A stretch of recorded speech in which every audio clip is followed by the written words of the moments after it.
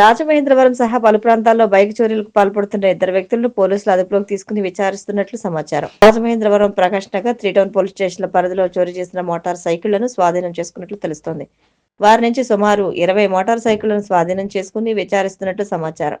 త్వరలోనే వీరిని మీడియా ఎదుట ప్రవేశపెట్టే అవకాశాలున్నాయి. సోదరీమణుల అనుబంధాన్ని చాటి చెప్పే రక్షాబంధన్ వేడుకలను ఈ రోజు జిల్లా వ్యాప్తంగా ఘనంగా జరుపుకున్నారు.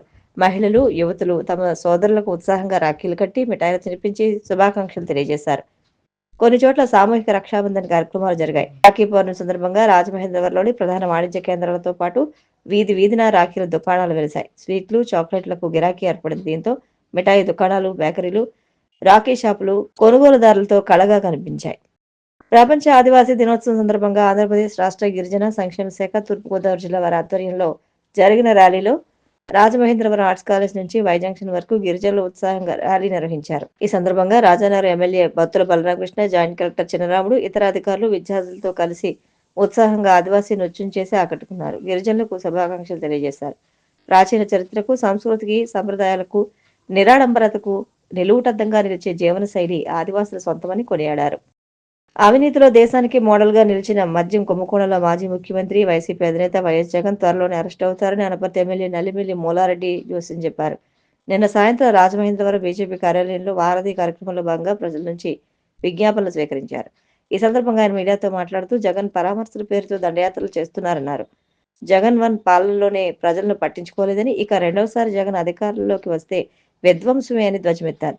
లిక్కర్ కుంభకోణంలో మూలాలు కదలడంతో తాను జైలుకు వెళ్లడం ఖాయమని, ఈ వికృత చేష్టలకు పాల్పడుతున్నారని, రాష్ట్రంలో ఎవరూ పెట్టుబడులు పెట్టకుండా ఉండాలన్న దురుద్దేశంతో జగన్ ఇలా ప్రవర్తిస్తున్నారన్నారు. బీజేపీ ఆధ్వర్యంలో ఈ నెల 10, 11, 12 తేదీల్లో తిరంగా ర్యాలీలు, 15వ తేదీన పెద్ద ఎత్తున జెండాలు ఎగురవేసి దేశభక్తిని చాటుకోవాలని పిలుపునిచ్చారు. ఈ కార్యక్రమంలో జిల్లా అధ్యక్షులు టిక్కి నాగేంద్ర, బీజేపీ పూర్వాధ్యక్షులు బొమ్మల దత్తు, బీజేపీ నాయకులు రంగల గోపి శ్రీనివాస్, యానాపు యేసు, కొరగంటి సతీష్, బోరా రామచంద్రరావు, వీరాంజనేయులు తదితరులు పాల్గొన్నారు. స్థానిక ఆనంద్ కళాకేంద్రంలో మౌలిక సదుపాయాలు వెంటనే కల్పించాలని బీజేపీ జిల్లా కల్చరల్ కన్వీనర్ చింతపల్లి సతీష్తో పాటు పలువురు కళాకారులు రామకృష్ణారెడ్డికి సందర్భంగా విజ్ఞప్తి చేశారు.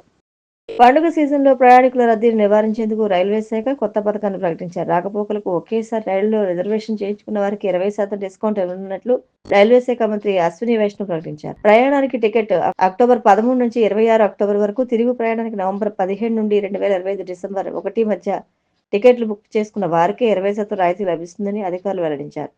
ఈ పథకం కింద టికెట్లు రద్దు చేసుకుంటే సొమ్ము తిరిగి చెల్లించే అవకాశం ఉండదు.